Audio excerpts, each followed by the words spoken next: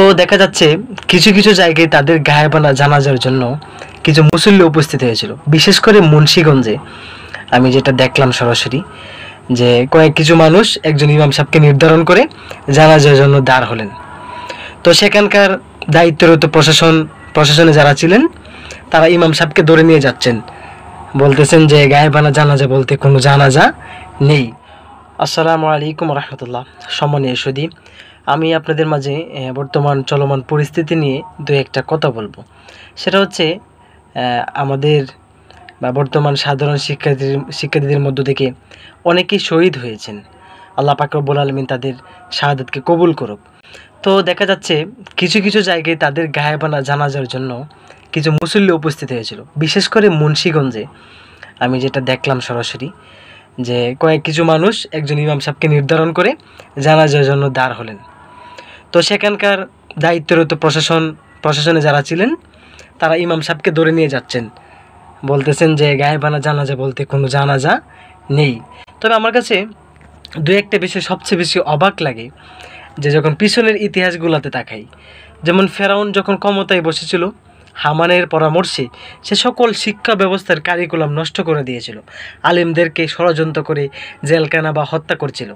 কেন জিজ্ঞেস করা হলো, পরে সে বলতেছিল যেই জামানার মধ্যে কুলাঙ্গার, যে যেখানে ব্যবসার প্রভাব বেশি বেড়ে যাবে, যে সন্তানদের কোনো পিতৃ পরিচয় থাকবে না, তাদের দ্বারাতে কোনো সময় সুশৃঙ্খল কোনো কিছু আশা করা যাবে না। তো আমরা দেখতে পাই কিছু কিছু তরুণ সমাজ যাদের পিতৃ পরিচয়হীন যারা, তারা বর্তমান সাধারণ শিক্ষার্থীদের উপরে মুসলমানদের উপরে নির্যাতন করেছে।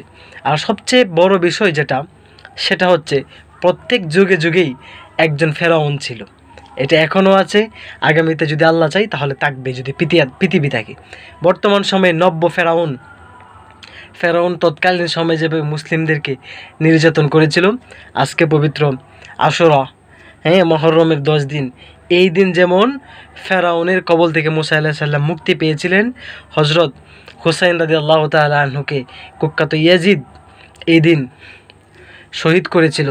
তিনি কিসের জন্য শহীদ হয়েছিলেন? সত্যকে বুলন্দ করার জন্য, আল্লাহর দ্বীনকে কায়েম করার জন্য তিনি শহীদ হয়েছিলেন। তো বর্তমান পরিস্থিতিতেও জুলুম করা হচ্ছে, সাধারণ শিক্ষার্থী বলেন এবং মুসলিমদের উপরে, বিশেষ করে আলেম সমাজের উপরে, মানে বলার মতো নয়। আল্লাহ পাক রব্বুল আলামিন জালিমদেরকে নিশ্চয়ই পছন্দ করেন না।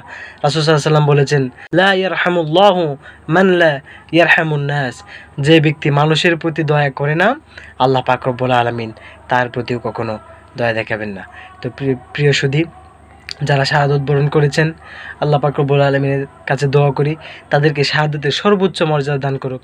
এবং অনেকেই অসুস্থ রয়েছেন, আমাদের অনেক ভাই বোন এই আন্দোলনে অসুস্থ অবস্থায় হাসপাতালের বেডে শুয়ে অনেক যন্ত্রণা সহ্য করেছেন।